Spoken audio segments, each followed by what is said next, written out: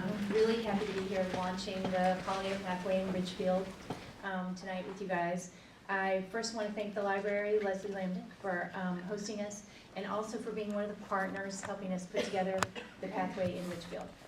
The rest of the group is up here, the Connecticut Garden Club, the Norwalk River Valley Trail, which there's information about in the back, Ridgefield Action Committee on the Environment, the Ridgefield Conservation Commission, the Ridgefield Garden Club, the Ridgefield Public Library, and Woodcock Nature Center. Ridgefield is great.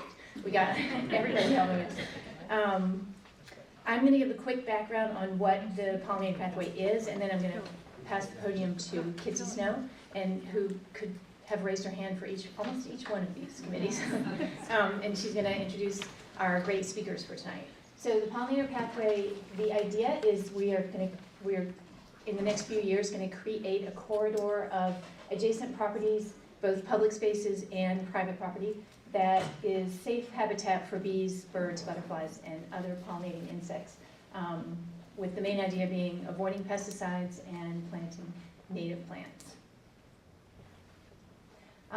Everybody's encouraged, even though there is a goal of having a sort of a wildlife corridor of safe habitat, everybody's invited to do this in their yard. That's our main message. And the idea for the pathway started a year ago in Wilton, and this is what their pathway looks like. The Ridgefield one is on this stand over there, and they're going to connect. We're also working in all these other towns. We've gotten just like everyone's interested in this, so it is exploding. And Jana Hogan from Woodcock Nature Center and NRWA has started an amazing website that you'll see at the end. It's pollinator-pathway.org, and there's tons of information about what we're doing on that. And we wanted to thank, so the first event in Ridgefield is happening this Sunday on Earth Day. At noon, we're planting 5 pollinator gardens along Main Street. And we just heard that Rudy Marconi wants one in his yard. So maybe we'll be adding that. We're meeting at noon, and there's a kids thing beforehand. We wanted to thank the Alders Museum, Casagmo, Jesse Lee Methodist Church, Keeler Tavern Museum, and St. Stephen's Episcopal Church and Parks and Rec for letting us put in gardens on Sunday. Also, the plants and the refreshments for Sunday were, we have to thank our amazing supporters, the Ridgefield Rotary Club and REI Norwalk for paying for all that. And this is our website. Come see it and get on the pathway. Kitsy, I'll let Kitsy come up next. Thanks, Louise. So I have the honor of introducing our illustrious panel of pollinator experts tonight. We have Vic DeMasi, who is our local lepidopterist, and he hails from Reading. We have Dina Brewster, who everybody should know from the Hickory's Farm, which is right down the street. Right. We have Mary Wilson here from the Protect Our Pollinators organization in Newtown, and we have Lisa Tarosi from Earth Tones Native Plants Nursery in Woodbury. So we're going to start with Vic. Each presenter will come, I'll introduce them, they'll come up and speak. Then afterwards we'll have more of a discussion. We'll move chairs up and have question and answers. Vic is our, as I said, our local lepidopterist. He is one of our more colorful natives. He is definitely a pollinator attractor. He is known locally as the Butterfly Guide, but he is actually a very renowned lepidopterist. He has contributed close to 1,000 citations to the Connecticut Butterfly Atlas. His work on mark recapture studies was cited in the book Swallowtails of the Americas, and his work in the Amazon forest in Nicaragua was featured in the Yale Environmental News. Vic and his wife, Roanna, have traveled the Western Hemisphere studying butterflies. They make an annual pilgrimage to, you might have to help me with this, the Montane, Chaparral, and Woodlands ecoregion in California. That's bigger than I say. Mountains in California. Okay.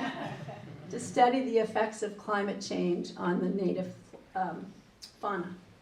But Vic is most famous around here for his annual August Butterfly Walk, which is an event not to be missed. So please take it on. For any of you who would like to, pursue this subject of butterflies a little more deeply in Connecticut, these two books will be on display in the back. These are the books you want to get. You can't get them from me, but they'll at least get the name of them. One is the Connecticut Department of Environmental Protection. That's the old name. I don't know what they call that department now, but this book is $20, and it's a thorough book on the butterflies of Connecticut. It's been called the best state guide to butterflies in the U.S. So definitely a great book with pictures of all our butterflies. Now, you might have noticed my hat, and I wanted to explain this. This is not really just a frivolous thing. This hat is actually what we call a flag, and I wear this hat whenever I'm in the tropics because male butterflies are attracted to color. When they're far away in the canopy of the forest and they're looking for a female, one of the things they notice is the color of the female they want to approach. So, as lepidopterists, it's time to trick them, get that color, and attract them. To show you what we attract, these are what we attract, morpho butterflies. Wow. So, wearing my hat, I'll often have morpho butterflies come down and fly around my head. So, it's not the subject tonight. We're going to be talking about Connecticut, but it's always fun to talk about morphos.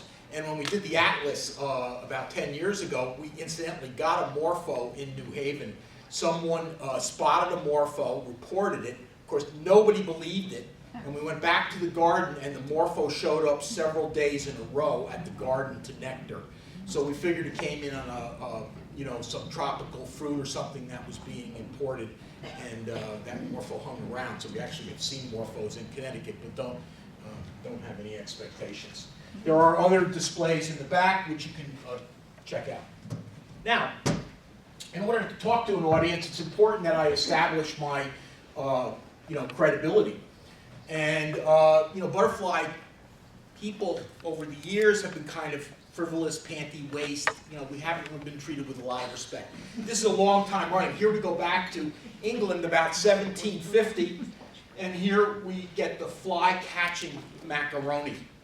And the British were very divisive. They were very not very nice about Italians. They went to Italy a lot to enjoy the food and the scenery, but the people, they had some negative comments, and that comment was a macaroni. As you remember, Yankee Doodle, right? Yeah. What did he?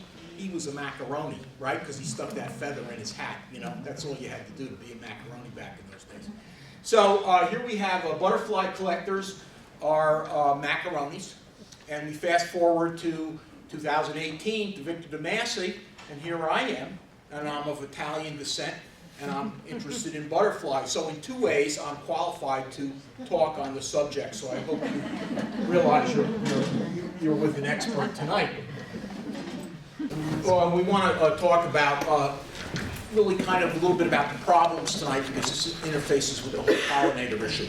And the aspect of butterflies as pollinators, it's not really well established how important butterflies are in the whole pollinating scene. We do know they contribute to pollination, but their importance, like bees and other really well-known pollinators, is not quite known.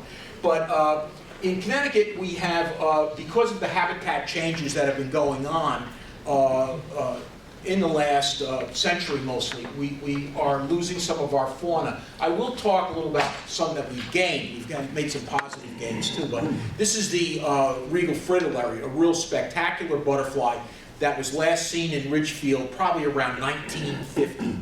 And this occurred up in the Titicus area of Ridgefield, and it used the lupine. We had a native lupine that's disappeared, so when the plant disappeared, the regal fritillary disappeared. This butterfly, incidentally, needed cows and horses to be around, because what happened, it really liked trampled fields. And the trampled fields often had thistle growing in them. And thistles would become abundant in the field because the cattle and the horses would not eat the thistle, so the thistle was favored. You can hear me okay, right? Yeah. Thistle was favored, so thistle would start to overtake these pastures and stuff. It was the bane of farmers but thistle stays flowering into late September and early October, and this butterfly needed nectar late into the season in order to reproduce. As those trampled fields began to disappear in Connecticut and all over the eastern United States, the regal fritillary began to disappear. It's now located only on a few locations. One of them is in central Pennsylvania on the United States Army tank range. And nobody goes out and messes with the butterfly there, as you can well imagine, because of unexploded ordnance. So this is a case where, you know, the U.S. military sites have actually become important reservoirs. In California, we were just out in Fort Ord, which has a wonderful place near Monterey, California, which is also a great reservoir of rare plants. Now, you know, if you think about the kind of wet meadows that, these are around in our time, kind of little swampy little spots. Those are the most important for butterflies, and this is what's happened to a lot of them. This is a Phragmites, an invasive plant from the Danube Delta in Europe. That's very popular there for thatching roofs and stuff, but it's become absolutely invasive in the United States, and it forms pure stands in wetlands. This is near the school up on, I think, Scotland School or something like that. This used to be a wonderful wetland in my memory, which is 40 years ago, and now it's a pure stand of Phragmites, and a butterfly. There is a butterfly that does eat this, but we'll talk about that in a minute. Now, today we're going to spend in my backyard. We're going to go to my backyard. This is part of a talk I give. I have a long talk on butterflies in my backyard. It goes into all about butterflies in Connecticut, but today we only 15 minutes, so we're just going to talk a little about the invasive problems. So this is my house in West Reading. If you come on walks, this is the first thing you're going to see. And if you look out my attic window, this is my backyard. It's a meadow. And this is really when we're talking about pollinator pathways, this is what we want to see. We want you to save this, create this, have this. This is where butterflies like to be. That's my wonderful spouse in the backyard, and this is our pollinator pathway midsummer. So we have, you'll see in the back, there's a butterfly collection. And, you know, the real estate agent, I was getting married, and Marilyn Sloper, if any of you know her, took me around, showed me houses all over Reading all day long. I didn't like any of them when I was a young man. She said, "Victor, I have a dog, but it just might be right for you." So she brought me to this house, and the minute I drove up that driveway, I knew that that was my dog. And the first year there, I found a butterfly in my backyard, rare in the state of Connecticut, only known from 6 locations. Since then, over a 40-year period, we have observed and collected for the Peabody Museum at Yale half of the state fauna basically in our backyard. So state fauna is about 125, and we've gotten about 60 species in our backyard. So it's a great place for butterfly diversity. And I'm going to give you a little bit of biology here. You know, we have the butterflies start out as eggs, become caterpillars, become chrysalises, and then the chrysalis is just the most amazing thing. Now, the caterpillar, the deal about the caterpillar, butterflies can only eat certain plants, like monarchs only eat milkweed family. So the caterpillar is really the feeding stage, and it's really the whole scene for butterflies. The butterfly's just there to reproduce. They look beautiful, but the caterpillar's the whole deal. They last 6 to 8 weeks, the butterfly maybe a week if it's lucky. So these caterpillars have to be, the egg has to be laid on the right plant, the caterpillar eats that plant voraciously, and then it becomes a chrysalis. Now, just imagine for a moment if you were sent from Mars, and you were said to document life on Earth, and you were shown a caterpillar and a butterfly. Would you have any idea that those two are the same thing? No, they're completely different. And that's the real miracle of metamorphosis, that caterpillar goes into that chrysalis, and after a day just becomes muck. And I know it's muck because as a little kid I broke a lot of these things, unfortunately, and they were muck. And it completely reorganizes. In that muck is the memory, the genetic information to reorganize itself and come out as a butterfly a few days later. It is really the most fascinating thing in the animal world as far as I'm concerned. Okay, so here are the eggs. Eggs are so dependable to identify. You can look at the eggs and know which species of butterfly you're talking about. And all the butterflies have different strategies in laying their eggs. And working at the Peabody Museum, where I've been for 40 years, I helped there as a curatorial associate. It's fascinating what happens.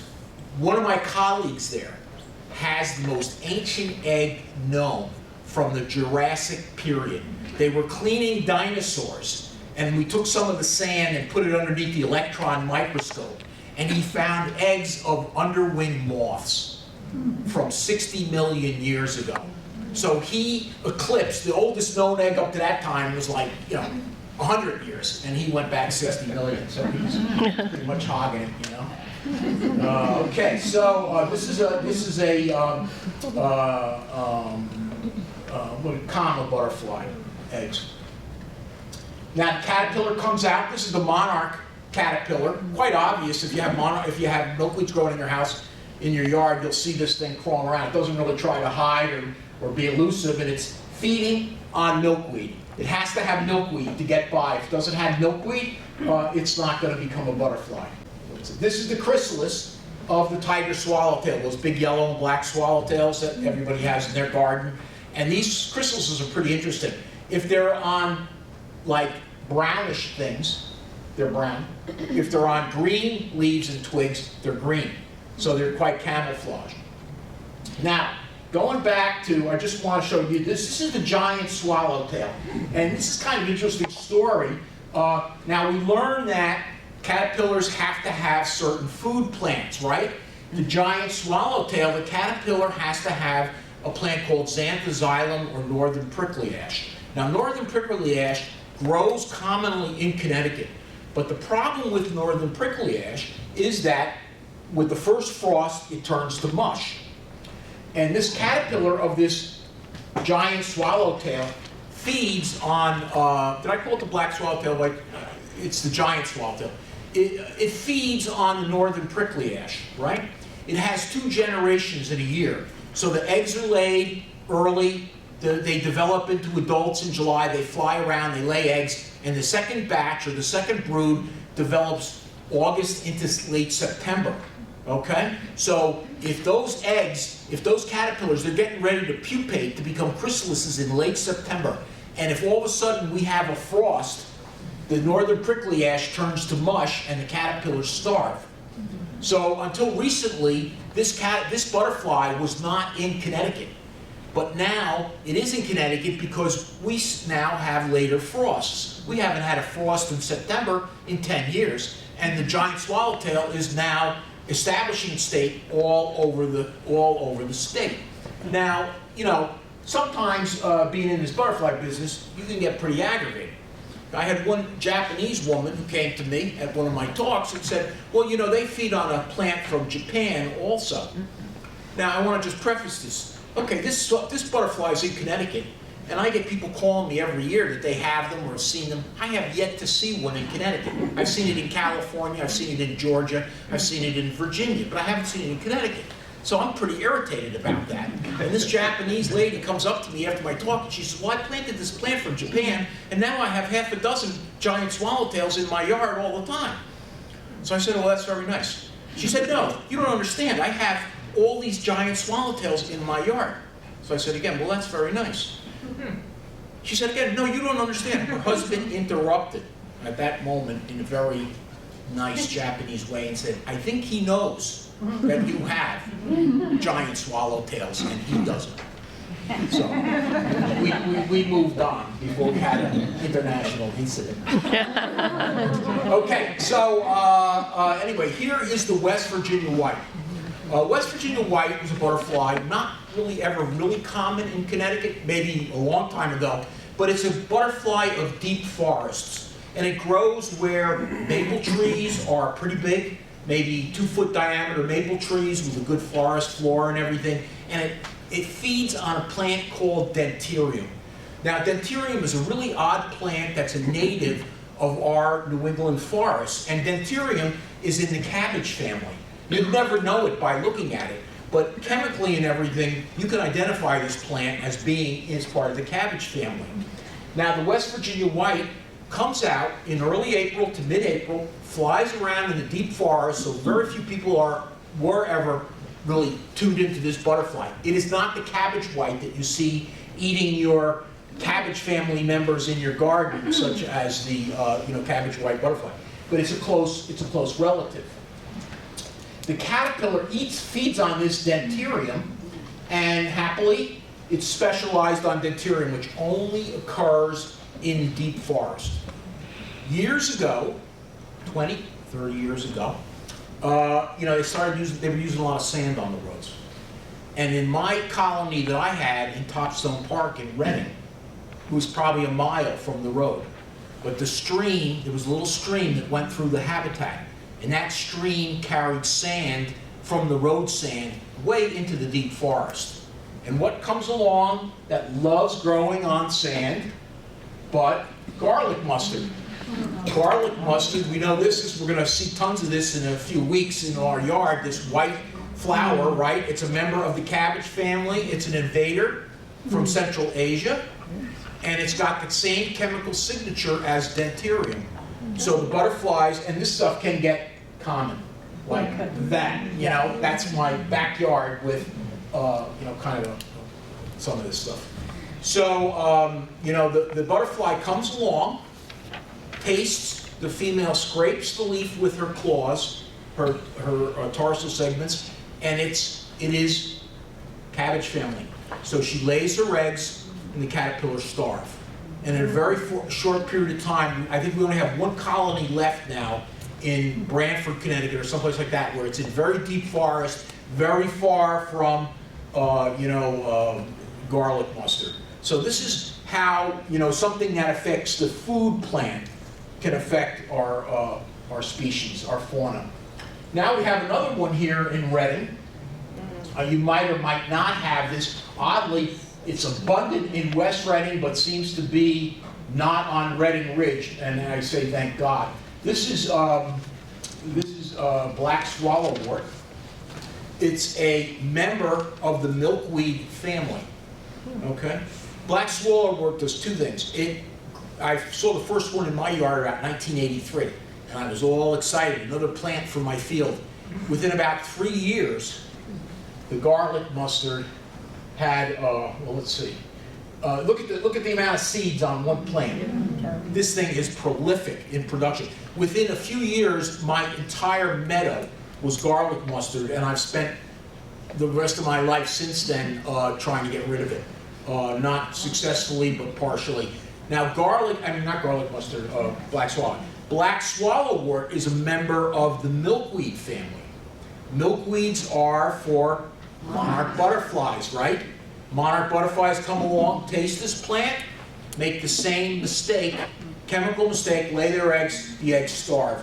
They found in tests in Rhode Island that monarchs are mistaking this plant as the right food plant about 20% of the time. So although it's not super crucial, it's not good for the monarch butterfly. It's a host plant confusion.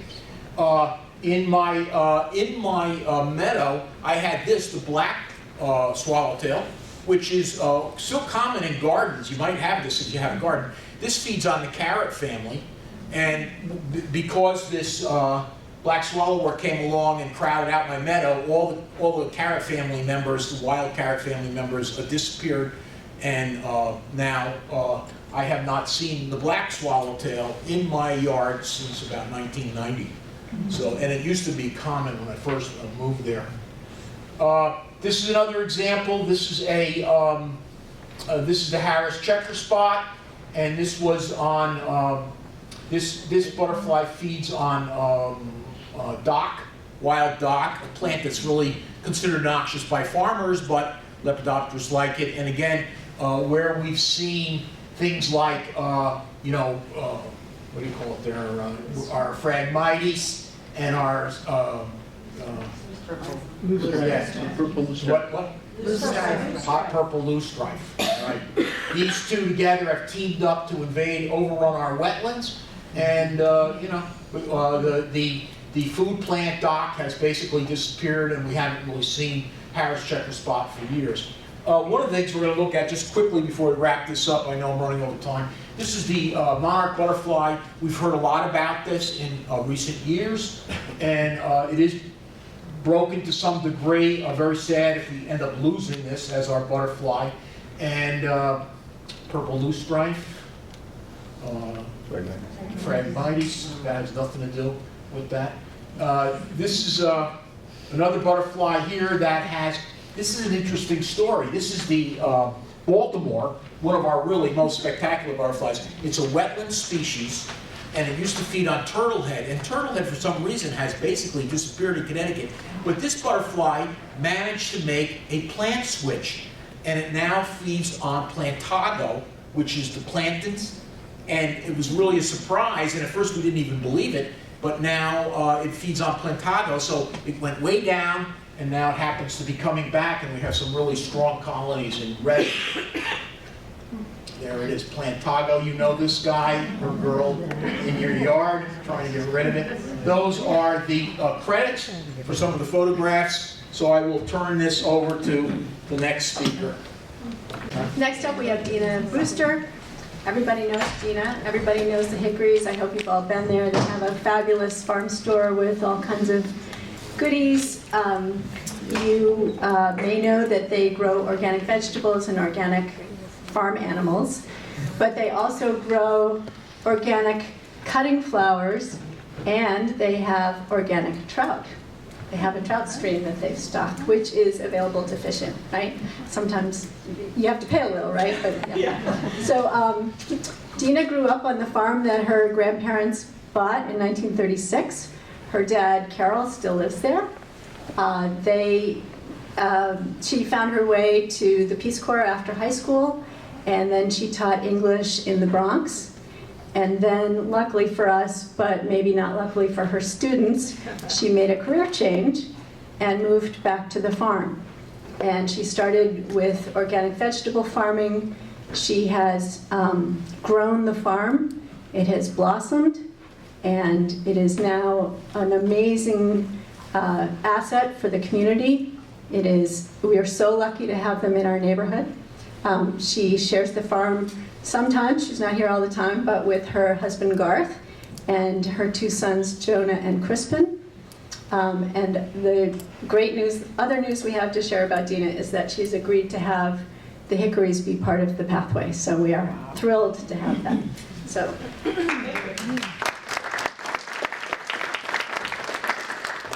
Thank you for having me here. Kitsy says that everybody knows me, but I'm sure some of you don't. So I'm glad to see new faces. I'm delighted to be here and really grateful that you have included a farmer as part of this discussion.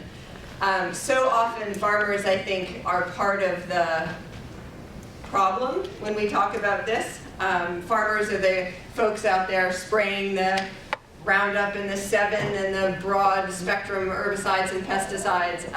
And so I am part of a small but loud groundswell of farmers who have tried to sort of change that mindset and really try to work for these bugs and the bees. And for me, I guess part of what I wanted to talk about tonight is a little bit about the sort of history of organic agriculture in my experience at our farm.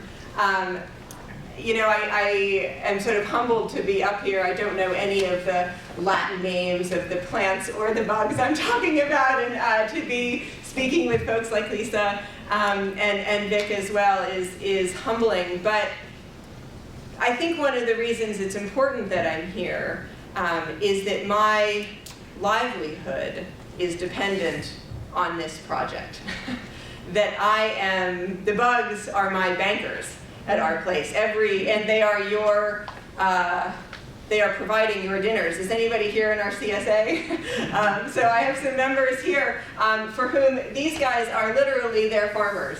And without these bugs pollinating the plants, there would be no food in this community, at least off our farm. 80% of our food wouldn't exist. So I guess first, thank you, and then a little bit of a story about the change for me in our place. When I started the Hickories, or when I took over the business 13 years ago, our place had been managed, our farm had been managed chemically for a long time. And so it was my job to begin to make that transition. And I'm going to just tell a quick story. I know we're probably going to run out of time, so I'll be mindful of that. But a quick story that doesn't necessarily have to do directly with pollinators, but you'll see in the end how it applies, which is that when I started farming, making that transition from a sort of what people have referred to as the militarized mind of agriculture. You go out there as a farmer with the intent to kill the bad stuff and fight the weather and fight the elements. And as I started making that shift, I turned to some of the old timers, the organic farmers who had been doing this since the 60s, and asked them what I should do with this place that had never been managed organically. And they said, you know, just go out in the fall and put 3 or 4 inches of leaves on one of those fields and turn them under and see what happens. Don't do anything else. And so I did what I was told, and I put the leaves on, and the next spring I went to plow, and none of it took into the field. It's hard to describe how horrible this seed was, but these 3 or 4 inches of leaves maybe just sort of blew around on the surface, and these terrible leaf cyclones. I think all the neighbors were sort of shuddering about this young woman who had taken over the farm. And I went back to these guys, and I tried my best to plant my organic tomatoes in these leaf cyclones, and it was a really tough first season. I went back to these guys and I said, you know, you got me, because I just had the worst season of my life. And they said, do it again. And because I was trusting, I believed them and did it again. And the second time I went to plow under those 3 or 4 inches of leaves, by the spring they were mostly gone. And after 13 or 14 years of managing this soil organically, I can plow 3 or 4 inches of leaves into the field, and within a month and a half, you wouldn't have known I had done it. Now, the reason for that, you can probably guess, is that soil depends on its biology and on biodiversity in the soil. So as that soil is recolonized slowly over time, as you simply stop putting on chemical fertilizers, stop spraying synthetic pesticides, broad spectrum insecticides, the soil just came to life and got hungry again. And it was hungry for the thing that New England forests and natural New England ecosystems is giving you for free every year, which is 3 or 4 inches of deciduous leaves. And it turns that into enough plant food. But what's happening in the soil is the same thing that English poetry teacher that I was, not biologist, the same thing that was happening among the birds, the bees, all of the insects above the soil as well. Biodiversity has been what the history of our farm has been written in the last 13 years. As those plants have come back, as the birds, the bees, all of those things have come back, it has meant, for me, the creation of a unviable business to the creation of a viable business. Our yield per acre goes up and up and up the further we get from a sort of chemical or militarized past here.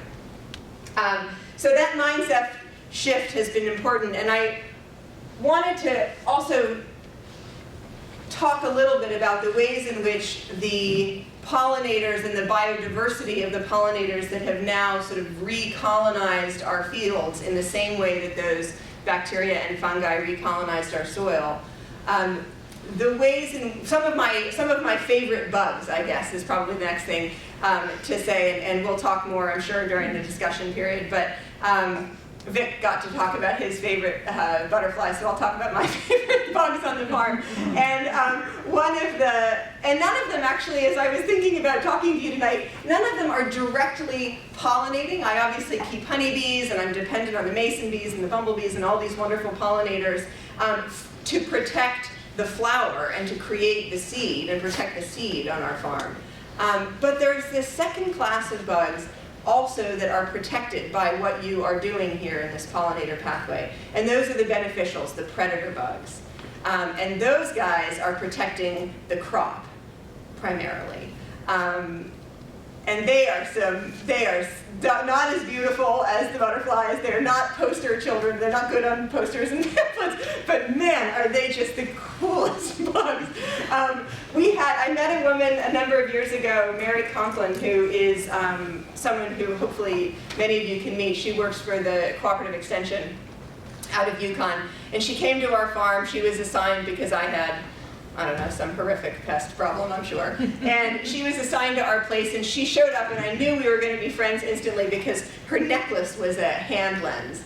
And I thought, you're my kind of person. And she was there because I had a horrific spider mite problem, and I was going to lose all of my watermelon, all of your watermelon, I should say. And Mary walked around the farm, and she spent the morning, and she said, gosh, you know, I did my PhD in beneficial insects, and then I've gone out to work on conventional farms, and for the last 20 years I haven't seen one. Because when you kill the bad bugs, you kill the good bugs. And so she was just, you know, in heaven in our place because there are bugs everywhere. She said, you know, I looked at your spider mite problem, and she said, just wait, don't do anything, just wait 3 to 5 days and then call me. She said, your lacewings are about to hatch. And she had gone and found in our peach orchard that underneath the leaves of our peach tree had been billions of lacewing eggs. And if you don't know lacewings, they're the first of my favorite bugs. And they hatched, and 3 or 4 days later, there wasn't a spider mite left on the farm. And they had done what they do, which is to go out, find every single thing that is harming that watermelon and protect that crop. My second favorite is the brackenid wasp. Does anybody have brackenid wasp experience? Do you have hornworms in your tomatoes ever? Those nasty green, yeah, awful, awful hornworms. If you're a tomato farmer, that's a real problem. And the braconids come, and they are those wonderful heroes who lay that foul, disgusting egg on the back of the hornworm that then they lay their eggs on the hornworm, the larvae hatch, and then eat the hornworm from its insides out. It's absolutely disgusting, but you come out in the morning and you don't have a hornworm problem anymore, and you didn't have to pick up a bottle of anything in order to save that crop. And of course, for me, there is that end game, which is this is what I do for a living. So hornworms are actually a real threat, and then the last one, and we'll use this to talk a little bit about some of the work that Kitsy mentioned with our flower farms, and hopefully afterwards we can please ask tons of questions about the flowers because it's a neat new part of our business. But in trying to grow organic food, we have a lot of problems with aphids. And so my last favorite is the ladybug larva, which is not nearly as pretty as the ladybug, but you should learn to ID it. Look it up, Google it when you go home. Because that thing will go, you know, up a stem within minutes and clean it of all of its aphids. They really do a fantastic job in our flower fields, making sure that we aren't harvesting a whole bunch of aphid-ridden plants for your vases. So a little bit then about, and I am mindful of time here, a little bit, and hopefully we'll ask questions later, but about the sort of production that we do. I have mentioned the certified organic, and that's USDA certified organic, so that comes with a whole list of regulations. But we do fruits and vegetables, and then after fruits and vegetables, we've added livestock. And the fruits and vegetables, believe it or not, 13 or 14 years ago, it was really tough in this town to sell organic fruits and vegetables because folks didn't really understand as much as they do now why organic food mattered. And then the wave of enthusiasm broke over us, and we are doing fine now on the fruit and vegetable side. And so we started trying to do livestock, and livestock was equally difficult because no one wanted to meet their meat, so to speak. No one wanted to know, you know, and then suddenly the wave of enthusiasm for grass-fed and pasture-raised and all of that broke over us, and I have a viable livestock business now feeding people in our town. And we took on flowers, and flowers has been it has been almost the same story. It's been almost a complete repeat, which is it is incredibly difficult to try to sell certified organic flowers because folks expect flowers to look perfect. The shift in our ways of thinking about how flowers should look, they call that sort of baseline shift. We now expect flowers to be these massive supermodels of, stuff grown goodness knows where and shipped in with I don't know what on it. And suddenly you give them an organically raised flower and it's a hard sell. They say, well, why would I care if this flower is organic? I'm not going to eat it. And so it's the work of this pathway and the work of everyone in this room to make that clear, that not only that in order to have the flowers, you also get the food. And in order to have the food, you need the flower. I think protecting the flower and the sort of sacred gesture that is in a plant's life, its flowering moment, is something that has really been compelling for me in the last couple of years. And the beneficials, the pollinators, all of that, it is astounding the ways in which the recolonization of a small, we are, I have 30 acres in production. It's not a huge farming operation, but it is astounding how quickly these plants or these insects will recolonize our environment. And so in our efforts to try to sell organic flowers, to try to talk to people about the importance of these bees, one of the things that we do is we sell something called a bee kind flower share, which some of you guys know about. I can't tell you what it feels like to be someone who is trying to save pollinators by growing flowers, and then February 14th comes around. And you think, this whole town is out buying flowers and I am under 2.5 feet of snow, sitting here looking at my nose pressed against the glass of the barn.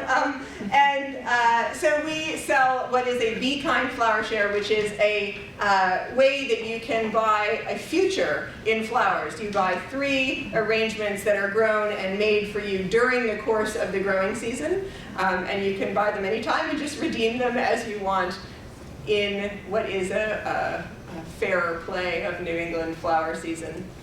And that's been a huge help for us to get this business off the ground and going. And then the last thing, so we've added on this flower business, which has been hugely helpful. And I sometimes think that had I better record keeping, more than anecdotal evidence to this, but it is amazing to me in the last 4 years that we've been doing certified organic flowers. I would posit that even if I never harvested a single flower and sold a single flower that grew out of our flower fields, the net benefit that does by increasing yields to the rest of the crops on our farm is recognizable to me. That you suddenly end up with a pollinator in every single squash blossom. And for years, it's been a challenge for us to make sure we have enough bees and enough things coming along, and we're bringing in European bees to do our pollinating. And with the flower fields, we no longer need to do that. So my small farm in this small community is an example that this really does work. And then the last thing Kitsy asked me to speak of is just sort of the beginning stages, an inchoate project that we're doing with rainbow trout. So about 6 years ago, I guess, I heard Lisa talk to the Ridgefield Garden Club about native plants, and I had read Doug Ptolemy's book. Was anybody at his talk? Wow.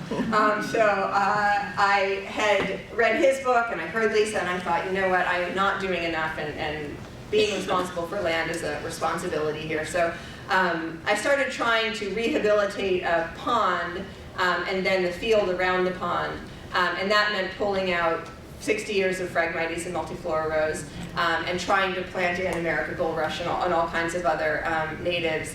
And so that project in the last 5 years has been sort of in the works, and as of last year it was cleared to stock our pond with trout.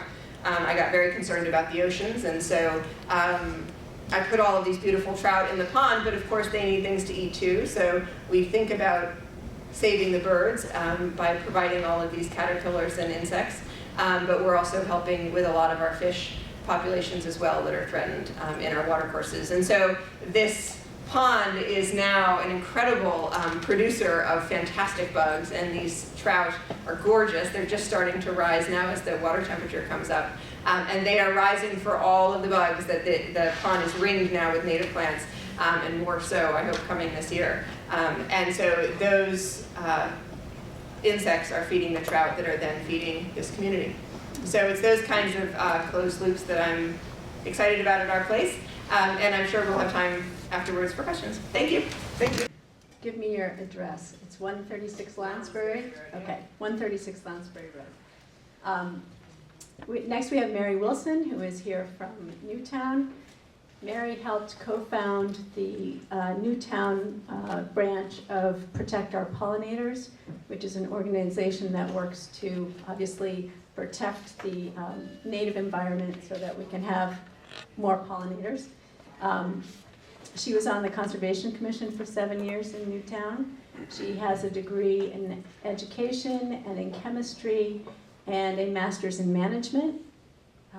She loves to ski and jog, right? And what was the other thing? Garden, right.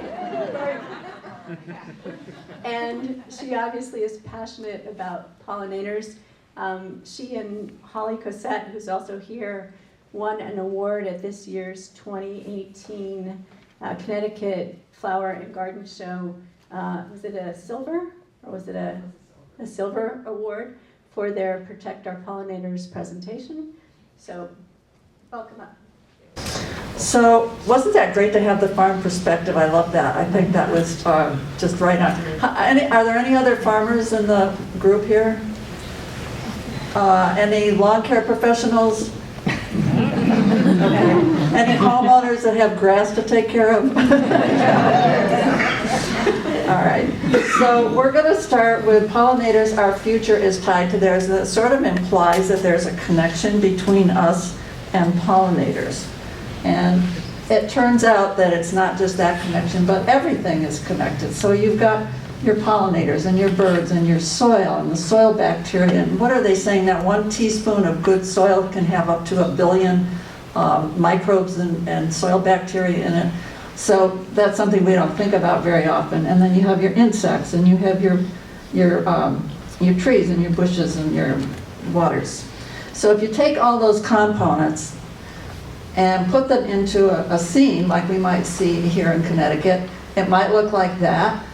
But what's missing is the little things you don't see. You don't see the soil microbes. You don't see the insects. You don't see the macroinvertebrates that might be in the water. So I think we have to keep in mind the small things, because we can impact those greatly by our actions.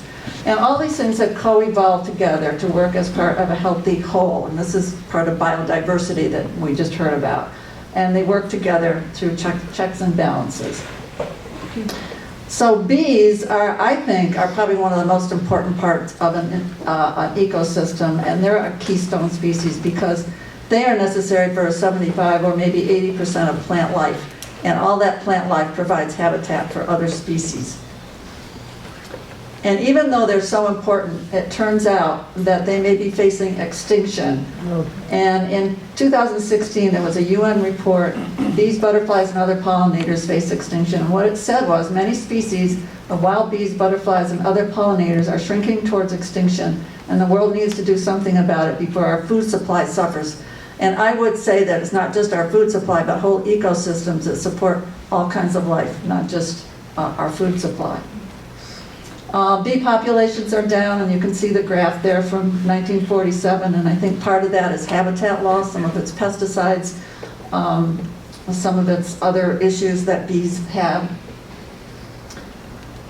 Two types of bees, and you may know this, but there's honeybees, and those are the ones that we keep for honey, and they're managed bees. And then there's native bees, and we think that native bees kind of are the forgotten stepchildren, because they don't have people that are, taking care of them per se. And they are responsible for a lot of the pollination services that go on. So there's bumblebees, mason bees, carpenter bees, and I think an important thing is that all bees are hairy. They're designed to pick up pollen. So because they're hairy, they're apt to pick up other things along the way, like pesticides and chemicals. Of the native bees, there's generalists, and those bees will be out throughout the whole growing season. A bumblebee is a generalist.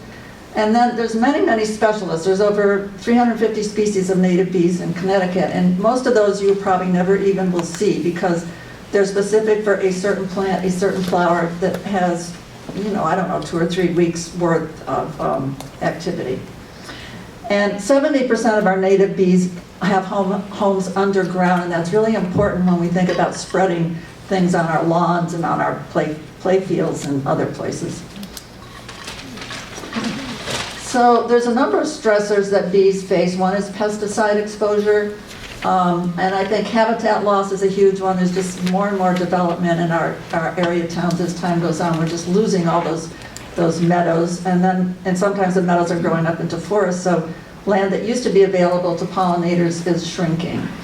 And what happens is that of all these problems that the bees have, many of them influence the other stressors. So you've got bees that maybe have poor diet because of lack of habitat, and those bees are going to be more suspect to varroa mites or more suspect to pesticides, which sort of makes sense. We know that as humans, if we don't eat right and take care of ourselves, we're more apt to fall prey to other diseases and other stressors.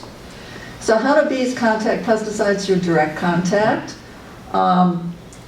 Pesticides from clouds from treated seeds. A lot of farmers will have treated seeds so that they're coated, and when they go into the fields to plant them, this dust comes up, and it really spreads. And it's a large percentage of the coating that gets airborne. And you have contaminated water, and you've got contaminated pollen, which is back in the hive so that the baby bees are affected as well.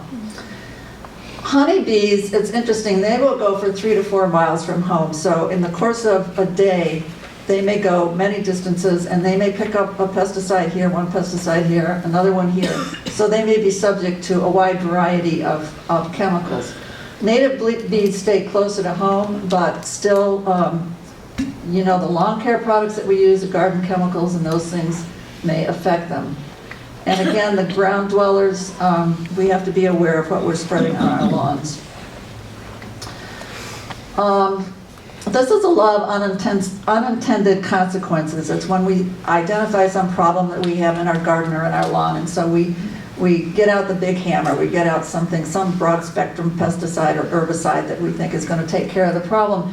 And what we don't realize is that we may be harming other organisms besides what we're trying to target. And that could be other plants, it could be your soil microbes, water resources, insects in general, and the beneficial insects specifically that we just heard about that are really the protectors of our crops. It could be the birds and other wildlife that could be affected.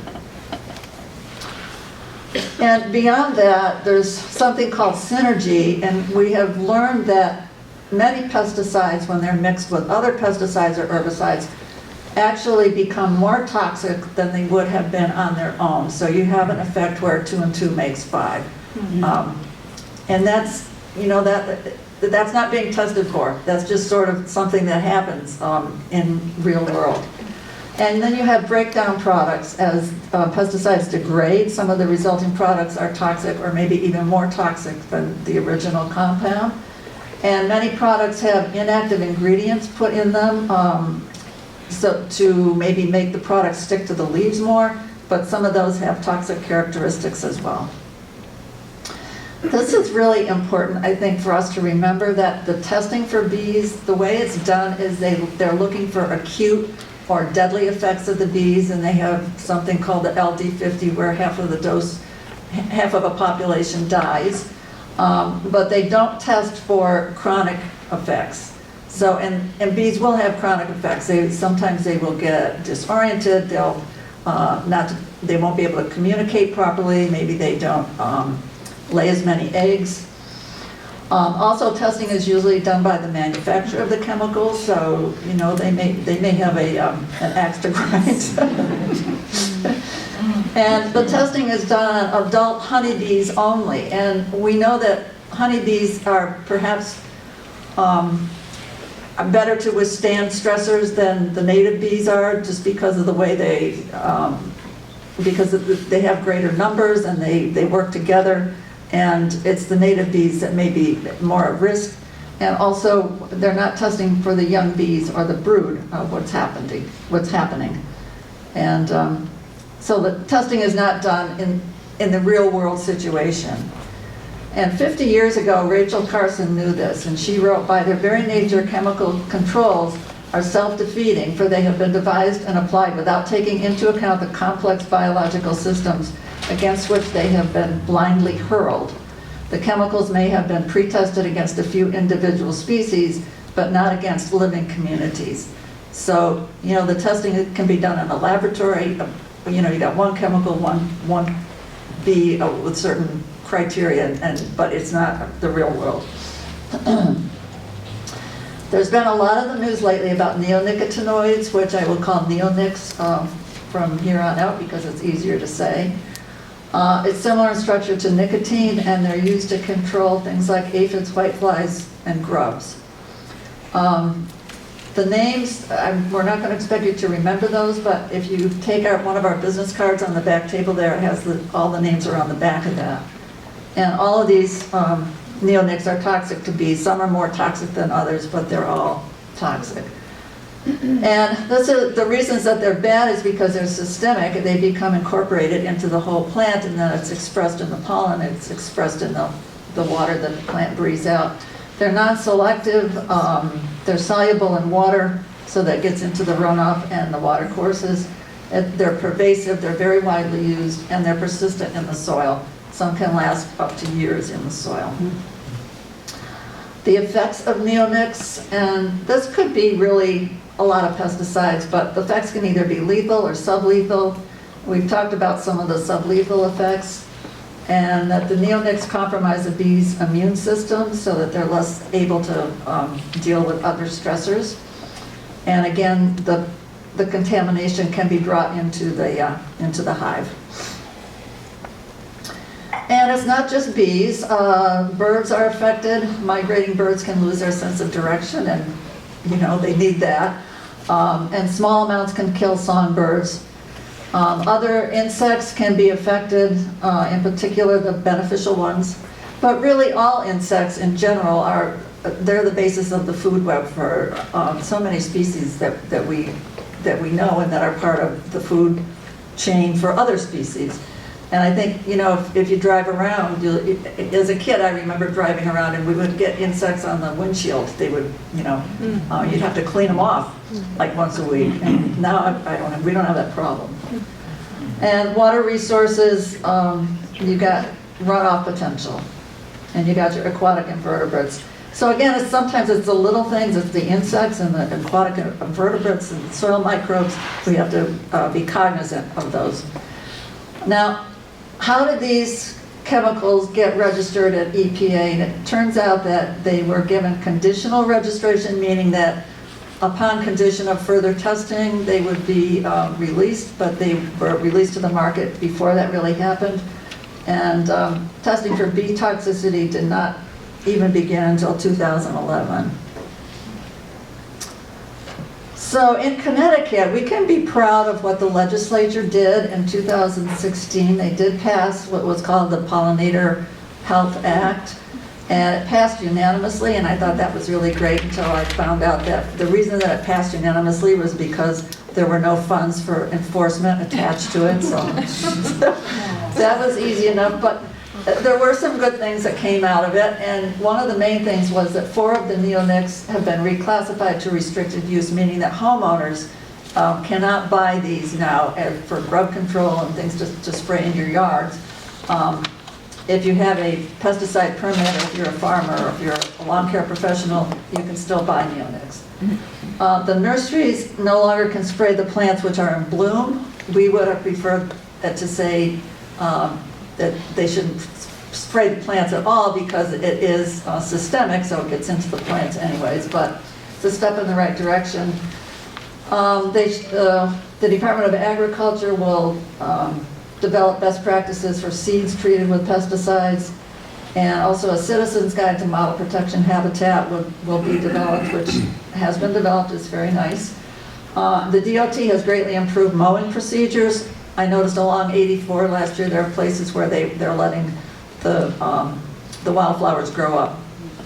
So that should be a big help because again, you've got pollinator habitat that's a linear strip. And some very good reports and guidelines were written. But, you know, again, there's no enforcement. The reports were written, we don't know if the farmers are reading them and are they following the guidelines. They're guidelines, they're not regulations. And neonics are still being used by the nurseries and pesticide applicators. So you may be wondering what's in your nursery plants. Again, the nurseries don't have to label the plants that have been treated with neonics.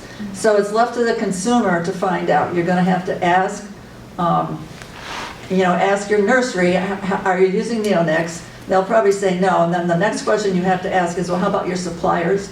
And they either will say, well, our suppliers don't use it, or they don't use it, and maybe they know and maybe they don't. So it's kind of, you have to know whether you trust them to be honest and informed.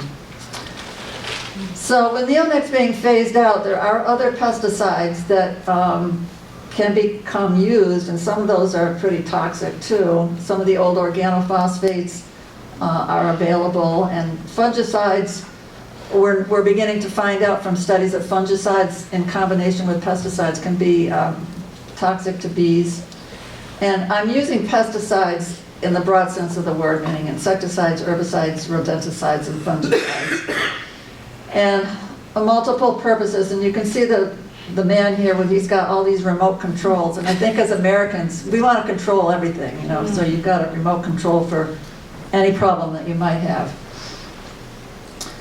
And lawns, you know, somehow we've been brainwashed to think that we have to have wide expanses of green lawns and that we have to have these chemicals that you have to buy every year and you have to put them down. And they don't stay put. Many of them get washed away, and a lot of it gets tracked into our homes and in our cars, into our car interiors, contaminating our drinking water. One product that we really don't recommend that you use is weed and feed. It's a combination of herbicides, and some of those are bad herbicides, and synthetic fertilizer. And the problem is that people broadcast it over their whole lawn. They may not need herbicides over their whole lawn, so they're using a lot more than they should. And usually they're granular products, and that puts birds at risk because birds like granules, and that's not good for them. Water resources polluted, and these products have been banned in Canada. I always have to explain this cartoon. These cows are eating marijuana, so they're weeding and feeding.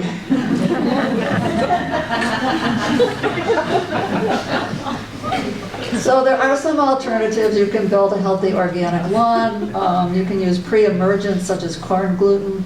Vinegar can be used in walkways for spot treatment, and good old physical intervention. Glyphosate is the active ingredient in Roundup. It's very widely used. However, the World Health Agency has declared that it's a probable carcinogen.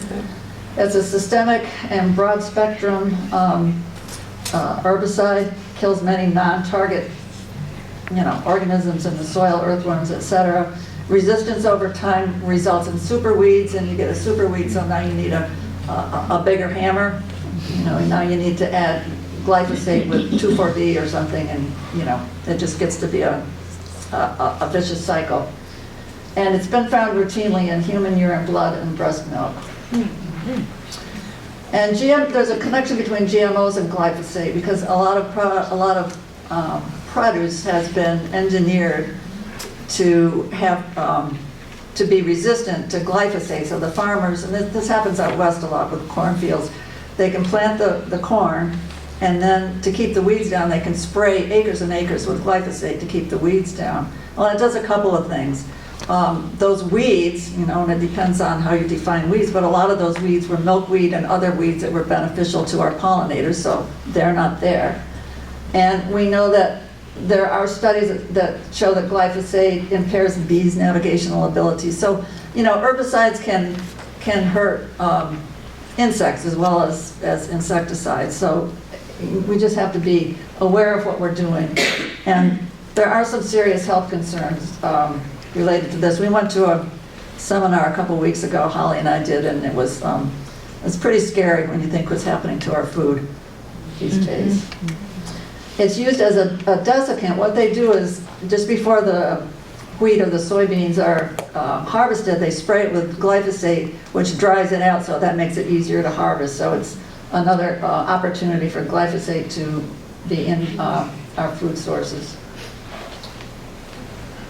And then you have your playing fields, and you probably know that in Connecticut you can't put pesticides on playing fields at the schools, but you can if it's a town-owned athletic field. And in our town, we've actually been able to get them to agree not to use neonics on the town playing fields. They're still putting down 2,4-D, but they're putting it down in spots, they're not broadcasting it. So, you know, you can talk to your town, talk to the grounds manager, see if they can adjust their ways a little bit. And golf course is also another place. And what's going on federally, you know, there's so much could be said, but you know, they're reducing the funding, which means that our protection's going down and pesticide use is going up. I guess science is just being ignored. You know, there's still a lot of good scientists out there with very reputable scientific studies, but it's all being bypassed. You know, your policymakers are not, they're not adhering to what the science says. So there is some good news. In 2016, Greenhouse Growers Survey found that 64% of nursery growers are eliminating neonics. So, but again, you're going to have to ask your initial, you know, your regular nursery what they're doing. And some habitat efforts, DOT, and I think I mentioned this, that if the median is 60 feet or wider, they maintain a 15-foot buffer on either side where they just let the wildflowers grow. So that's good. And spot treatment for invasives. And a group in Wilton is developing a Pollinator Pathway, which is excellent. And Ridgefield. And Ridgefield. And maybe Newtown, we're beginning to think about it. And the Natural Resources Conservation Service is working with a lot of farmers, giving them grants for planting of pollinator habitats at the farms, which, as we heard, can enhance farm production, quality and quantity. So, you know, it makes sense. We've known this, but finally we're getting around to recognizing it and doing something about it. And NOFA, on the back table, I have some handouts from NOFA, but they are offering a free 4-week seminar for lawn care professionals to be certified for organics. And this would cost $700 if you were going to pay for it. So if you know of any lawn care professionals that want to take advantage of this, there's a flyer on the back table, and those will be held in the fall. And as stewards of our land, remember that everything is connected. Think of those small creatures, find alternatives, use that small hammer. So we all know, probably most people in this room are probably doing the right thing, but what about those neighbors? We talk about this a lot, you know. Out come the little yellow signs, and we're like, oh no. So, you know, these two neighbors seem to be getting along, but it's not always so. And your neighbor may not want a lecture from you because, you know, what do you know? So if you can just, you know, tell them everything is connected, that's a starting point. But then maybe give them some literature or get an expert in the field to talk to them. And then someone had the idea to enlist their children or their grandchildren because I think, you know, what happened with the smoking situation that we had 20 years ago, a lot of people gave up smoking not because they recognized that it was bad for them or there were some regulations put in place, but because their kids and their grandchildren told them, Grandma, stop smoking. So use those kids. And lots of information is available. I think our website is a real good one. We have a lot of information there. And there's many more, and I have a list of all the good websites around the back table. And then just to circle around to where we started, everything is connected now. There's something else on this slide that wasn't on the original one, and it's man. So we don't really think of man as being part of nature, but I think that's the flaw. I think we have to realize that we are part of this whole habitat, and the impact that we can have as man has developed. We're having more and more impact on nature as time goes on. And so if we see ourselves as part of the picture instead of separate from it, maybe we're more apt to respect it. And I think if we're going to be responsible about Mother Earth, we have to stay informed and use our best judgment, and that's sort of my Earth Day wish that everybody would do that. Thank you.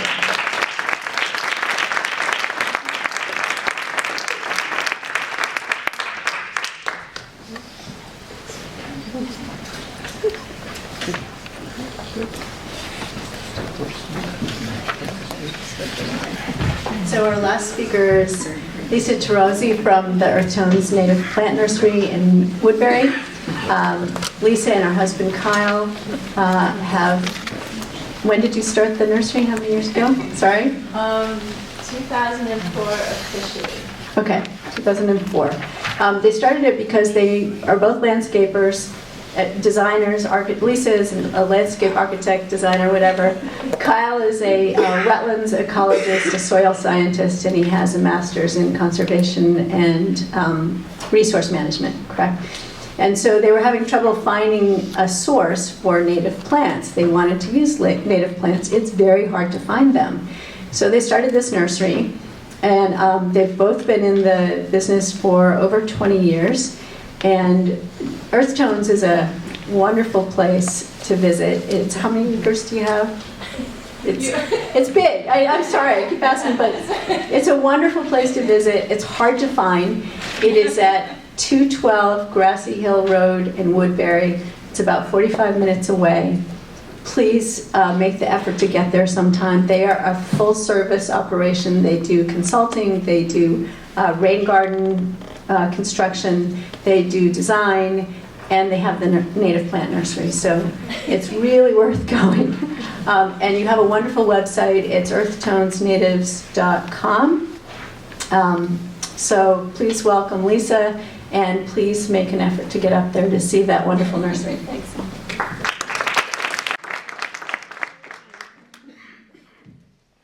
Thank you. I usually have a bunch of pretty pictures, but today I'm just going to talk because we only have a little bit of time. And I could talk about this for days, just days. We should eat, we should talk, we should eat. I'm so excited to be here. Thank you so much. I guess what started it was I was one of those kids.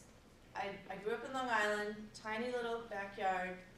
I'd lay down on my belly in the grass, and I'd open up the grass, and I'd get really close. And if you focus, all of a sudden there's this activity.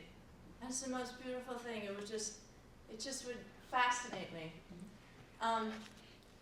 So that was one thing in my memory that pushed us towards this nursery.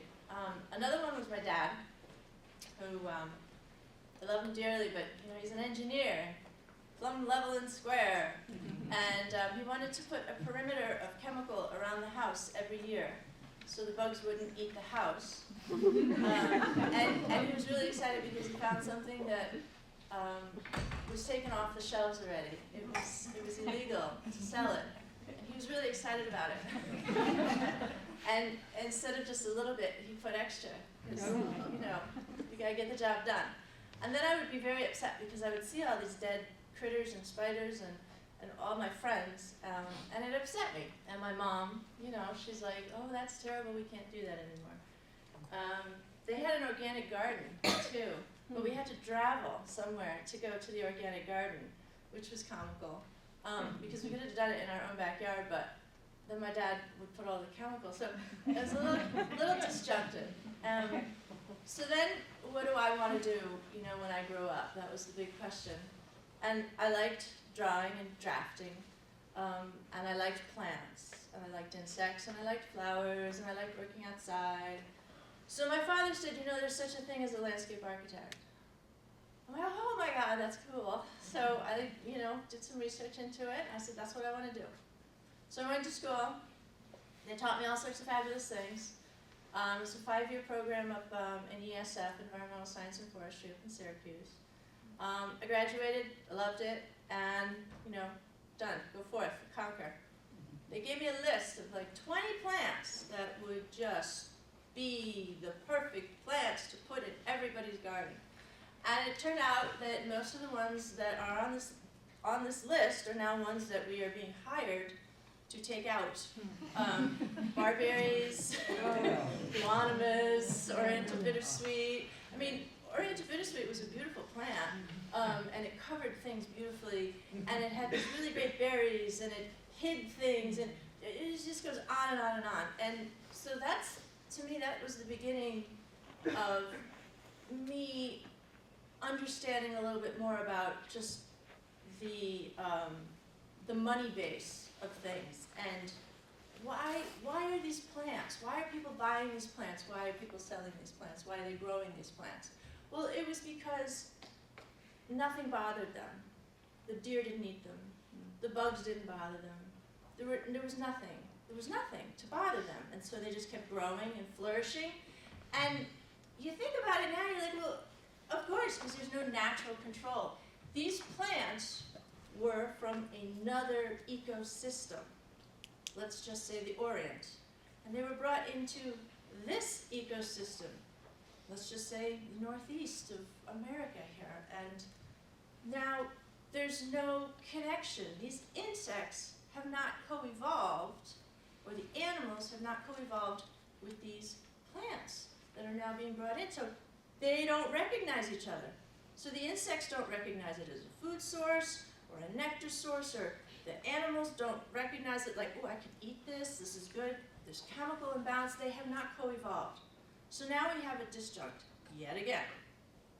Okay, flash forward, I am doing design work, I meet my husband, we're doing installations, and we had a hard time convincing people that native plants were really, really a good thing. Well, we found a few people, like wetland people. They needed to do something in their wetlands. They needed native plants. We had to go to New Jersey to get native plants to Connecticut. And that was one of our aha moments, where we said, this is stupid. These native plants are so important for the ecosystem, and we were just scratching on the surface of why they were so important. And we said, maybe we should start our own nursery. Okay, that's crazy. All right. So, another aha moment. I go to the wholesale nurseries. I pick up my plants for some of these gardens and such that I'm dealing with, and I need these plants. And I love going to the wholesale nursery because it's acres and acres and acres of plants, and what do I love most is plants. And the colors, they're gorgeous, just gorgeous, and the heights and the textures, and they're beautiful. And then there was something that struck me, like just a boom, like this. There's no bugs, there's no bees, there's no butterflies. I don't hear anything. What's going on? And that was another aha moment. They spray religiously with everything to keep bugs at bay, fungicides, everything. And I'm thinking, wait, we got acres and acres of flowers and no bees and insects, and that made me crazy. I said, we have to do this nursery. We have to do a nursery with only native plants. We have to do a nursery that we can educate people. We don't want any chemicals in this situation. We can do this. So my husband and I were a little bit nutty, and we said, sure, let's do it. So we bought this property, which is 68 acres of woodlands. And we got it really cheap because it was mostly rocks and wetlands and woods. And so we put our house on it, and then we built up towards the nursery site. And we have our first first structure for the nursery was a little hoop house. And we were able to offer 20 types of perennials, 20 types. And we were so excited about it. And it was great. And I was trying to talk to people about these plants and how important it was, and how these bees need you have things that are doing different things, and they're gorgeous, and they're aesthetically pleasing. I mean, I'm still doing design work, and I want to make a space where people look at the colors and are brought in, and they have emotions about these colors and this design that I created. I want people to be emotional about it, but I also want to be doing something right for the bees and the health of our environment and the health of my kids and my kids' kids, et cetera, et cetera, et cetera. So I want to do the right thing. So we had 20 plants to offer, and people were laughing at me. They're like, weeds? You think someone's gonna pay you for weeds? Okay, so here we are now, and we kept pushing and pushing, and Doug was telling me, yay, he did his thing, there's a scientific backing, so it just makes sense. So, I mean, and you, just thinking about it, who wants to smell the chemicals? I don't. I want to see the butterflies. And you know, if you don't have the plants that are a host plant to these certain things, you're not going to have your butterflies without your caterpillars. I had people coming to me saying, I have this awful thing eating my butterfly garden. I planted a butterfly garden. I spent $100 on a butterfly garden, and I got these things. They're disgusting, and they're eating the leaves. I squished them. I said, well, did you happen to take any pictures of these disgusting things? Oh yeah, it was this, and stripes and this, and I'm like, oh geez. So again, it's education, education, education. There's a disjunct. People don't put it together. And now slowly people are putting it together. And the organic movement is so much stronger, and it makes me so happy because people are understanding now, if you put poison on your plant, it's going to get into the ground. And you're poisoning where your food is coming from. You're also poisoning the critters that you rely on to feed you, basically. So what you need to do is get out there and start talking to people. And they might look at you like you're crazy. They really, I mean, but a little bit is going to get in there, and they're going to think about it. And they're going to think about it next time. Next time they're in the store, or next time they smell a chemical, or next time they get that thing off the shelf, they'll be like, well, maybe I should, you know, and maybe it'll happen. So our native plants have really taken off. I'm very excited about it. We look at the ecosystem and the ecology of a situation. So we look at the plant and figure out what the plant needs. Not how to change our soil for the plant. First we look at what you have, and then we choose our plant palette. So we are now up to 400 species of perennials, trees, shrubs, ferns. We do local seed source collecting. We grow probably 95% of our plant material from seed. So they're genetically diverse, and that's what's important because that means they're going to be stronger. And we have a lot of fluctuations in our weather, so they will be stronger. And what I try to talk to people about is look to nature, because nature's been around a lot longer than we have, and it's kind of been figured out already. So the web of life is so important. You pull on one strand, and it shakes the entire web. So you really have to start thinking about that. And you have to get other people to think about it too. And I'm just so excited about it. I'm really excited about it. We have so much happening now with the conservation districts. We're part of their plant sales.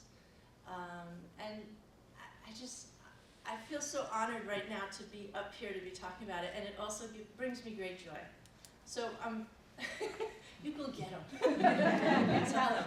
I don't know if this is a question and answer now or anything. So what we'd like to do is move 4 chairs up here.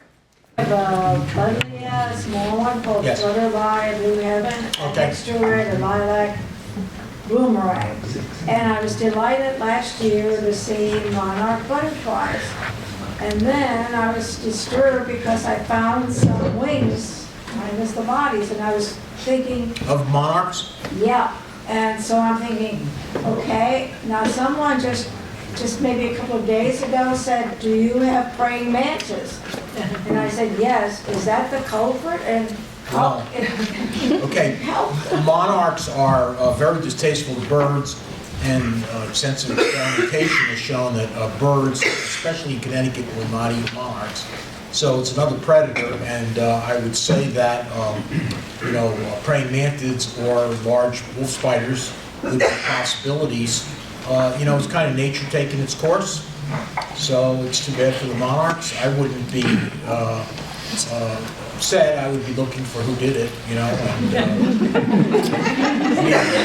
this lady was just talking about native plants, and I'm the kind of guy, when I see something missing from my plant, I'm excited because I know it might be a caterpillar or something. So I wouldn't be really too. The butterfly is providing great nectar for the butterflies, and was this one butterfly or many? There were several, I'd say 3 or 4. Well, next time you see that, take a photograph and send it to me. I'm very interested in that. Because I still have the wings because they're so beautiful, but, Here, if you happen to get that again, here's my email contact. Surely praying mantis for this morning. I love it. Yes. I mean, is it possible that the praying Yeah. mantis is the culprit? Well, it's not a bird. I'm almost sure. It could be a young bird. Well, yeah, Not- but not not quite. multiple, No, Yeah. No, it could be, but I'd go with the mantid. I'd Yeah, bet on the okay. mantid. Next question? I just have a milkweed question. I have a lot of aphids on my milkweed, and I'm not sure if, do you spray some soapy water on there, or you just leave it be? I would honestly leave things be, because really, you're gonna have so many other insects that will feed on those aphids. So, like I said, the plants are the main carbon source. I don't know if I said that, but it really is true. They're the main carbon source for every other living thing around here. So a lot of critters feed on the plants, but then there's critters that feed on the critters. And you're gonna have a balance. So, for instance, the hummingbirds, they like to take nectar, but they also eat aphids. But then you have all the other wonderful beneficial insects that know that the aphids are up there, and then they will attack the aphids. So there is a balance of You were nature. talking about the ladybug larva, is that Yeah. something that I can get as a, okay. You can buy them, but they'll likely find you if you have a. Yeah, they will find you. I mean, my Yeah. milkweeds were like dying, they were infested with the aphids, and I didn't know, I was like, do I lose my milkweed, you know what I mean? If Just you're talk very- about- You can buy them in Arbico or whatever. Where is it? Yeah, Arbico, but Arbico's you gotta be careful about which ladybugs, because you have non-native ladybugs that they import, and which is causing That's a problem. yeah, If a you call little the hiccup company, in our yeah. system. But, I mean, if you're really concerned about it, you can put your glove on and just scoot up the stem, and then you've killed Yeah, like it was on 200. But you know what, I think that the other insects are gonna come, and the birds will eat them too. Okay. There's so many insects that go on, and the frogs, there's tree frogs and such, and peepers and things that they go and they sit on the Asclepias leaves, the big ones, the Syriaca, and then I've seen them, they go around when it cools down a little bit, and they start eating the insects. Yeah. So my question is for Dina, it's sort of in the same vein when you talked about, I was excited about you talking about the beneficial predator insects. Did you do anything to encourage them or bring them in, or did it just sort of all evolve? It evolves. tandem. It evolves slowly. I do think that one of the things we have noted, we're involved in a couple of studies of beneficials, and one of the things we note is that a lot of our perennial crops, particularly our tree fruit, peach trees, apple trees, environments where we are not tilling, that are very stable, tend to be the sort of incubators of a lot of those young plants as well, and so, or excuse me, those beneficials. So those lacewings I was talking about, they grew in our peach orchard, and our apple orchard, and some of our pollinator gardens that are not tilled. Safer, stabler, makes sense. Do you think that's because they're overwintering in? Probably some of somewhat, those and I think locations? it's just a less disturbed environment, and Yeah. in general, insects kind of know you would put your babies in a safer, stable environment too. They can find shelter And there they too. find, yeah, And sure, then- it's like lots of things about it are just sort of longer system, but I bet you're right, I bet they are, a lot of them are overwintering in that leaf litter on the edges. And so a lot of the trees and things like that end up being where they're, you don't necessarily even see where they're coming from. Right. In a backyard garden. And are they able to get far enough at the farm? Yeah, Everywhere. that's Yeah, amazing. everywhere. I don't know how they, I mean, Yeah, who knows, it's there's some sort incredible. of beacon, yeah. Good, Yeah. thank you. Yes. I had saved a lot of seeds from my various flowers last year. Should I have left them outside in the cold to overseason in the winter time? I think that's for me.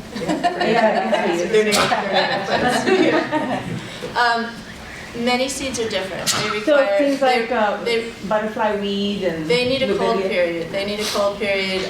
Some people like to put them in a little Ziploc baggie with a little bit of moist, like Pro-Mix or something.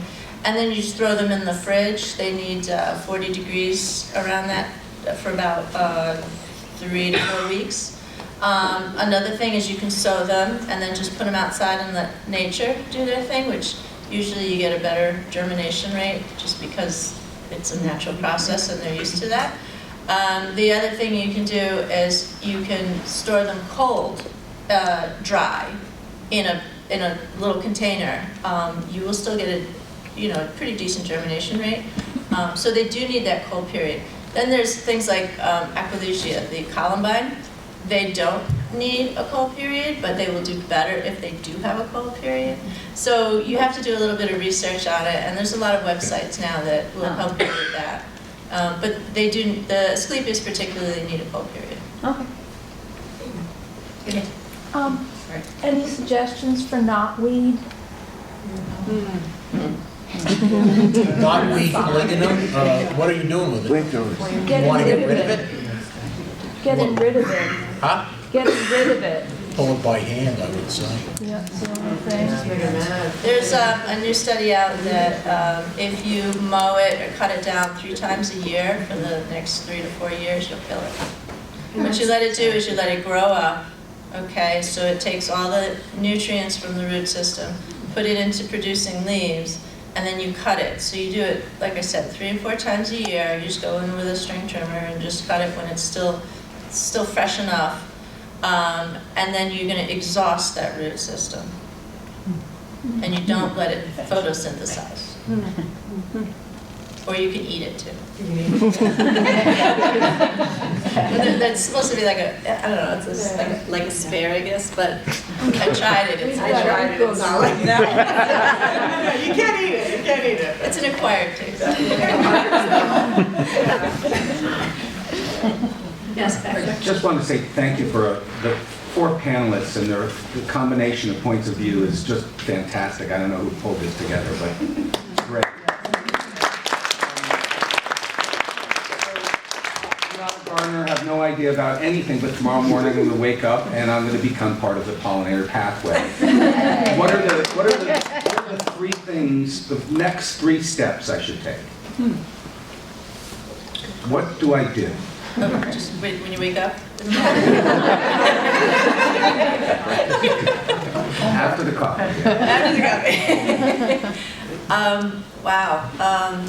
Is there any Yeah. piece of ground that you're responsible for? Do you have a backyard or a front yard? Absolutely, I have a nice sunny hill. That's it. That's all we need to You got know. it. Okay. You got more than, if you got a sunny hill, you've got more than most people in this room. So I would say network with people that know about plants and pollinators. If you wanted to, you could talk to me and I can tell you like the top 10 plant material to put in that situation. I would also ask you what you want to accomplish on that spot. Do you want shrubs? Do you want shade? Do you want a meadow plants? Do you want to mow it? I mean, what do you want to accomplish? So that would be the next question. So even taking a picture of the site, maybe even digging into the soil, doing some tests and telling other people, well, this is the type of soil I have. You can send it to UConn and get a test on it just to see if it's, you would know that. And there's also one other thing that you can do that is part of the pollinator pathway, and we have master gardeners that are doing their community service time, new master gardeners that go out with more experienced ones, and will come for free to your house, look at your yard, talk to you about where you might want to put pollinator plants and where it would work best. So you just have to sign up back here.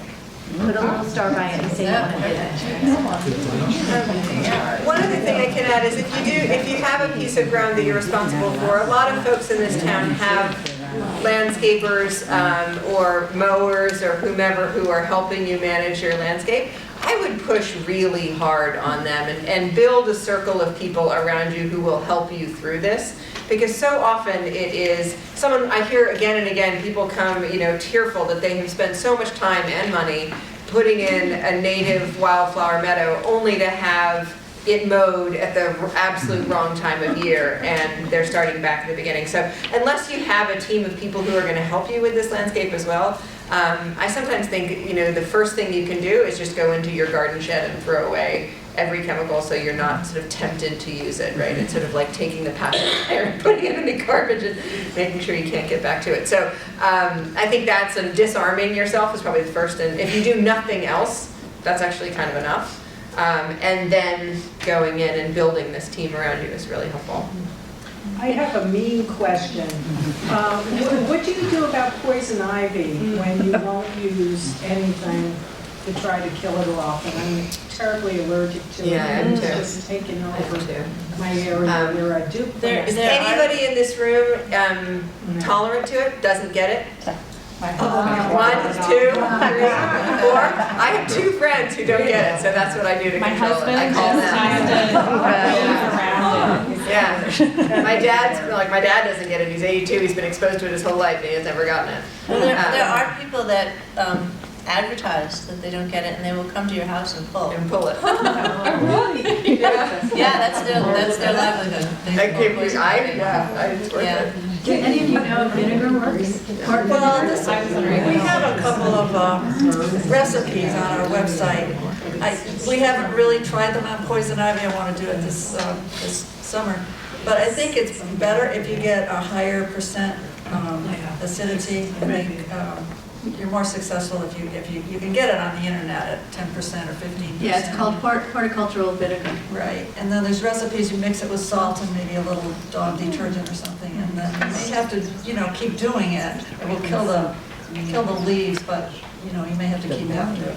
Don't flame weed it, that's the big thing. We use our flame weeder all the time at the farm, but do not flame weed your poison. Oh, yeah. Ask me how I know that. Kitty, quick question, I might have missed the answer. Where do you find these people who are not allergic to? I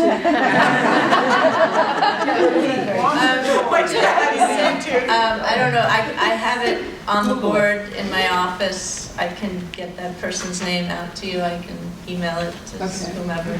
Great. And they can disperse the information. This woman's going to get a whole lot of information. Goats are great, yeah. I'd just like to add something. She just made a comment about flame. Don't treat it by flame. The thing is, if you burn or flame poison ivy, the smoke you can get it in your lungs. And we had a friend who was very seriously in the hospital with major steroid treatment from burning poison ivy. So she made a very good point, but I'm just trying to add a little more to that. But flame weeder is a great tool if anybody doesn't have one. Yeah, not for poison ivy. That's good for barberry too. Yeah, flaming barberry is very satisfying.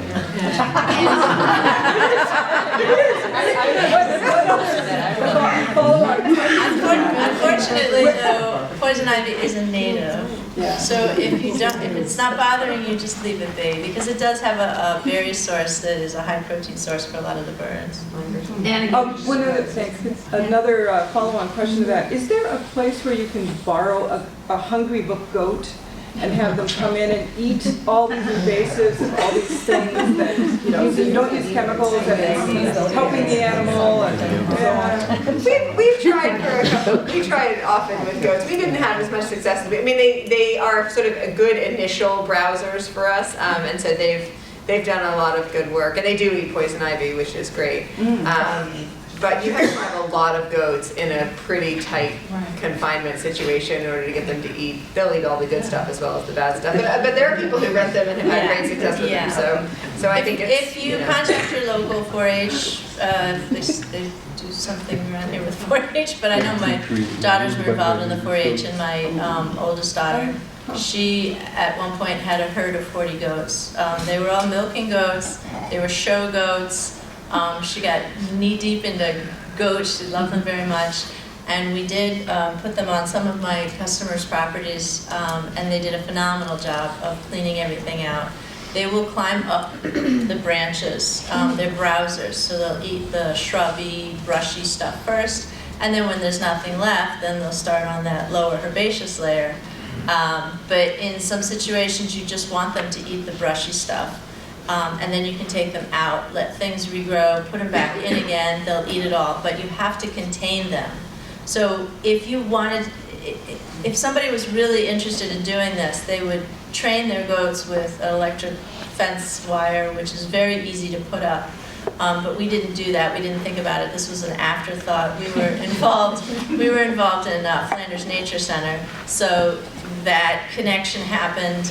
So we had to put up fencing, and that was very arduous to put up this fencing. But the goats did a phenomenal job of cleaning everything out.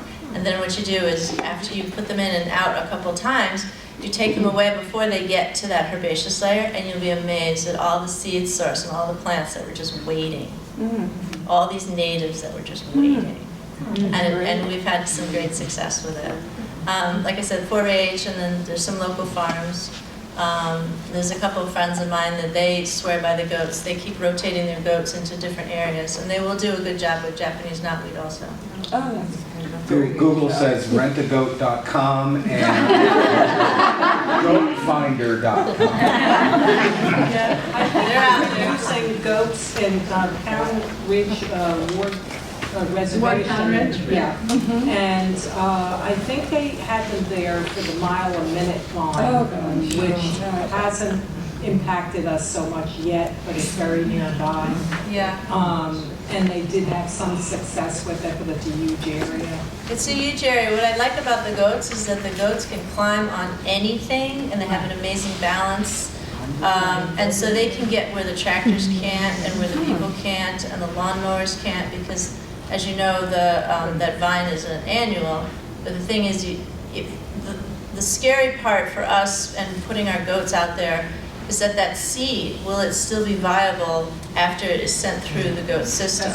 So we did have a botanist come and work with us for about a month collecting goat poop and spreading it out in these trays to see if anything came up. Nothing came up. So that's good news. Yeah. But that would include the poison ivy, doesn't come up, so that's good. I think so too. Anyone else? Yes. What would be a good way to get grubs out of the lawn? Not having grubs? That is you. I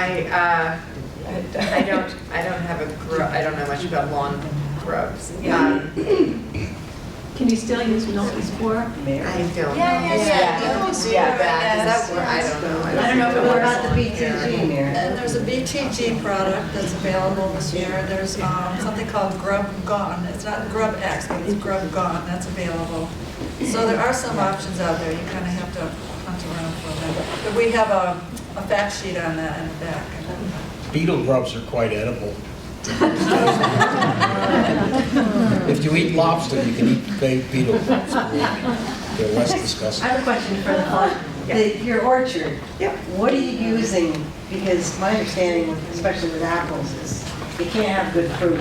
That's why they spray so much. Yeah. So how are you? Well, as anyone in my CSA can attest, I don't have picture-perfect apples, and I certainly don't, get a reliable crop. What has been awesome, two things about my orchard.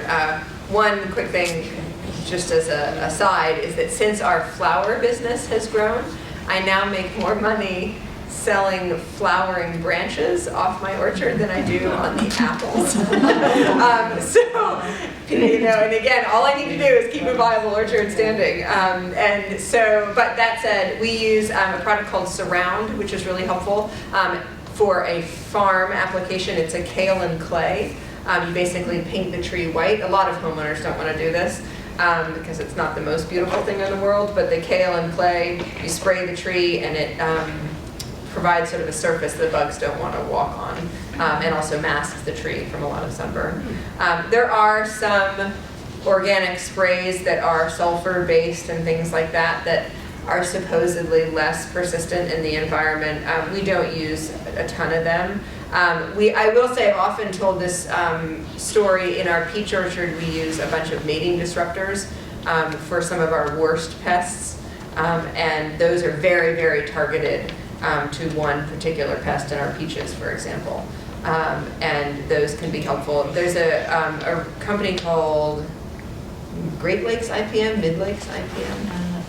Great Lakes IPM, and Integrated Pest Management, and they have a ton of orchard supplies as well that are certified organic. When you are buying a product and you're wondering whether or not it's safe or not safe, one of the things that we use is OMRI, O-M-R-I. It's an accreditation that goes with every product that is certified for an organic use, O-M-R-I. It's OMRI listed. It doesn't mean it's totally safe, you can't drink it, but it does mean that if you are choosing between something that isn't OMRI listed and something that is, the OMRI listed stuff is approved for organic use. I think, unfortunately, it's 9 o'clock. That has to be our last question. I would like to thank the panel.